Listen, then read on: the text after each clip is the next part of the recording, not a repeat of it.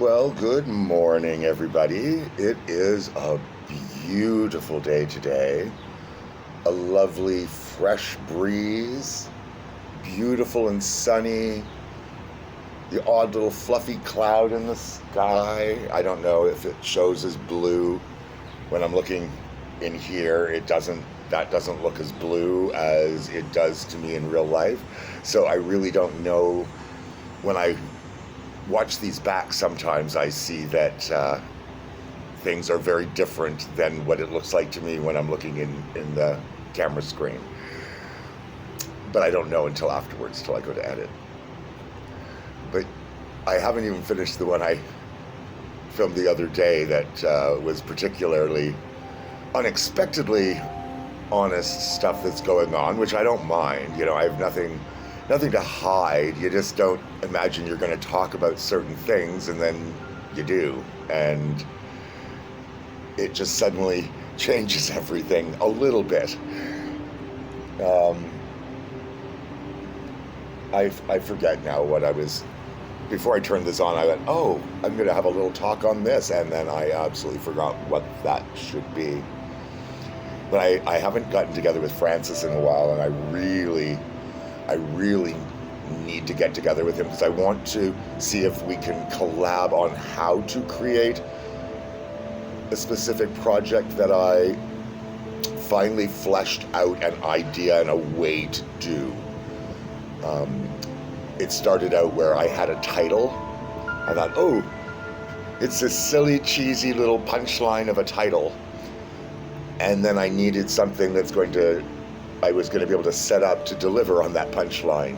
And I had no idea what I was going to do. So I finally came up with an idea that would take me from a start through to that punchline. And it'll be an interesting way to film because I need to do it sort of through news footage. But I want the news footage to start off being very local, very small scale. And as attention is grabbed, the news footage needs to reflect that it's done by more of a mainstream news outlet. So it grows that way. So you can see the progression of the story through the way it's filmed. So that's kind of new. So I want to talk with Francis and see how we can go about creating that. Oh, I hope this breeze isn't roaring through the microphone of the camera. Every so often when the breeze picks up, I worry about such things. And when I go to edit, I'm going, oh my gosh, you can't even hear it. Like, you can't even tell that there's wind going on. And then other times, barely a breeze, and it just roars through your microphone. I never know. But I am having my coffee while I do this honest tea, and Scooby's right here on the ground beside me. It's such a nice day, you know, I don't really want to just hang out inside, although I have lots of things that I need to get done. And I am procrastinating. There's some honest tea right there. Like, I am literally putting off about 5 important things so that I could just sit here and have my coffee. There was an ant crawling up my purse. I did not want that. I do not need to carry an ant inside.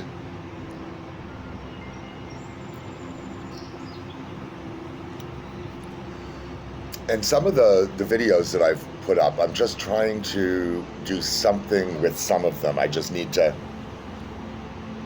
clear space again. My computer keeps freezing and crashing and doing all these things. I finally have a memory stick to move certain things off so that I can clear up space on my hard drive. I really need to get a new computer if I want to continue doing things in an advanced state. Like, if I want to keep progressing forward, I am starting to seem to reach some limits on what I can do with the tech that I have, with the stats that they have. I need something that's a little bit better. My friend Francis said that, you know, like, my computer's not going to be very good for doing this sort of thing. He expected it to be a lot worse than it actually is, which is good for me. So somewhere in between what I want and what he was expecting I could have lies what I actually have. And that's okay. It's a good starting place. It was perfect for me to learn. But now that I am learning more, I really need to upgrade. Unfortunately, the money for that, not a priority in my life at the moment. So I am one that tends to make do. I really like to just make do with what I've got to the best of my ability. My wants are very, very meager. I rarely want for anything because I have a decent roof over my head. I have food in my stomach. You know, like I have a certain amount of luxuries. We have internet, we have a landline, I have my cell phone, we have cable, right? Which is kind of crazy. There's some honesty right there. It's like, Denis uses cable and a landline. I am internet and cell phone. And neither one of us is prepared to give up what we want. So we have all of those things. Now we get a little bit of a reduced fee or whatever charge on all of those because we have all of those services. So they're sort of bundled. But it is pretty pricey. We pay a fair bit for it. People go, yeah, but you can get it for this. And it's like, yeah, but we've had very decent service. Everything has worked out very well, paying the money that we have to have the things that we have. So I don't really want to tamper with that. I mean, I know we can get the services cheaper, but I don't know that they're going to be the same services. I don't know how you can have the same services cheaper when they all get them through the same places anyway. I'm not really sure how it works. But that is what we have. So that's a certain kind of luxury that most people wouldn't justify or spend their money on. So we do get to make some choices with our money, and that's fine, that's fair. Now might as well tell my Rogers story then, because it doesn't matter which company you use, whether you're using a Bell-based company or a Rogers-based company, which, you know, they have other things under them that they're still that company, like Shaw I think is still Rogers. I can't remember what is what, but for here, everything's really Rogers or Bell. And there are other companies you can get your internet and things from, but they get them from Rogers or Bell too. So I'm not sure how they can have those at the same rate for less money. So I'm assuming the internet speed or things like that is reduced in some way, or the broadband width is reduced in some way when you're using those. I don't know, but I have fast, immediate internet connection. But I used to have everything that we have now, we used to have with Rogers. And I went through a medical emergency years ago, this is years ago, where I physically could not work. I was waiting for surgery. All of these things happened. So I went right down to the Rogers store because I needed them to suspend the service temporarily so that I could get caught up, because I didn't have an income coming in, because if I'm not working, I'm not making anything. That's the problem with being self-employed. You know, if you're physically unable to work, you are physically unable to be making an income. And I went down and I talked to them and I said, I need to temporarily suspend this service, because by that time, the bill was overdue by about $79 that I did not have until, I needed it, the service shut off so that I wasn't getting additional fees while I was paying off that $79.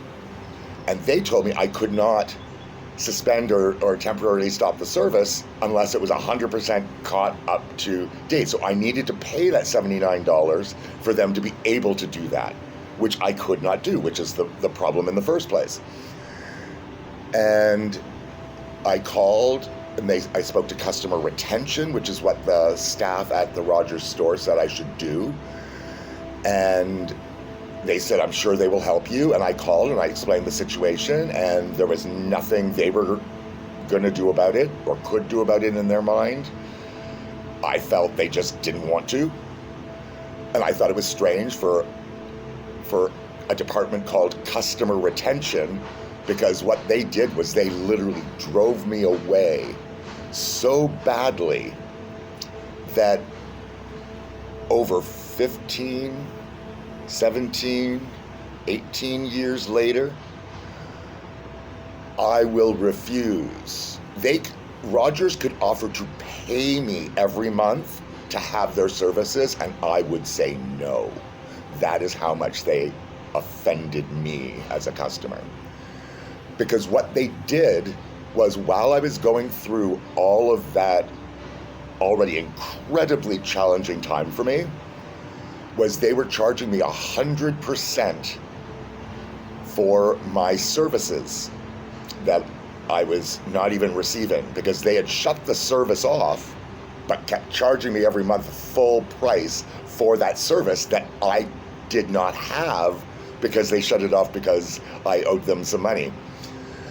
And I got very, very incensed, and I thought, to hell with it, they are not my priority to pay back then. So everybody else became first. And then they told me that I owed $800. It was $795 something. So $800 they said I owed, when I was trying to deal with it when it was $79, and they wouldn't let me. And I thought, oh, you greedy, greedy company. And I don't like it when greed wins. I really don't. And I will fight tooth and nail to not allow greed to win in my presence. And then they sent it to a collection agency. So I communicated with the collection agency, told them I don't feel I owe all of this money. I want to fight this. But they negotiated with me for, I think it's like $345 I had to pay on this supposedly $800 bill that, really they manipulated, and I don't know, like, to me it was criminal. I'm sure it was legal what they did, but it felt criminal. It felt like theft. And so I paid that $345 to the collection agency. And how that works is, like, the collection agency will buy from Rogers that, that debt. And they will pay a certain amount. I think they pay, probably like a certain thing for like a bulk of them. And some will be worth more money than others, and that's how they make it. So they will end up making a profit off of doing that. Because otherwise, why would you? If you can't make a profit off it, why would you do it if you're a company? And I paid. That was the end of that. Then I got another notice from a different collection agency for the difference of that money. And I don't know how that happened, because Rogers couldn't do that. They'd already sold their debt. So did the other debt company sell the remainder debt to a different debt company? I don't know. But when they contacted me, I said, no, this debt has been dispersed. It's already dealt with. I have my paperwork. So I had to fax them a copy of the paperwork for them to drop it. Like, they were harassing me for something that wasn't supposed to even be a thing anymore. So all of that in my head is attached to Rogers. They're the cause of all of that for me. And I will never forget it. And I share it with everybody I know. And people I know, they go, yeah, I've had the same kind of problems, but it was with Bell. It's like, that's fine. I have had 0 incidents with Bell. Every time I have a question on my bill going, like, what is that for? It's like, hey, like, I see a charge there. What was that charge for? I wasn't expecting that. And they go, we'll just waive it for you. And I thought, geez, thank you. All I was curious was what it was for. It's not that I expect to get out of things, but if I don't know what it's for, I want that information. And I will ask until I get that information. And turns out that sometimes they just don't want to be asked. But they have not bent over backwards, because they're really not that kind of company, but they've been very helpful. They seem to want me to be satisfied with their services, and they want me to be content and pleased, and they want my experience to be positive, and that means a lot to me. You know, if that's what a company genuinely projects that they want, like, I feel that from how I'm treated. Whereas I could have gone through exactly what I went through with Rogers, and had they treated me differently about it, I probably just would have paid the whole $800 and still been happy with them. But the treatment, that changed everything for me. And to this day, you know, like, when we get the phone calls of like, Rogers has a special going on, it's like, yeah, I don't care. Rogers can pay me money, and I don't want their services. Now, when we first moved into this building, the only services you could get was Rogers. So I said, nope, I'm not getting them. I'm not having anything under Rogers under my name ever again as long as I live. Even though that was the only source of getting a landline or cable. And of course, Denny wanted it. I said, well, if you want it, you got to put it under your name. And so that's what he did. So for the first year, that's what we had. And as soon as Bell came into our building, we switched. We were like the very first people probably to switch from Rogers to Bell in this building. And then Rogers started going through the building saying, you know, hey, we can offer you these things to, you know, switch back to Rogers. And it's like, no, not going to happen in our household, I'm afraid. And I have been happily using Bell for the last 15 to 18 years, however long it's been. And before that, it was always Rogers. So, you know, they just lost a customer, and I guess they don't care. But when I think about the thousands upon thousands of dollars that we have given to Bell for our services that would have gone to Rogers had they not screwed up, Rogers really, really messed up. Now, was there anything else I needed to talk about on that particular subject? Probably not. I probably even reiterated things that I didn't, because I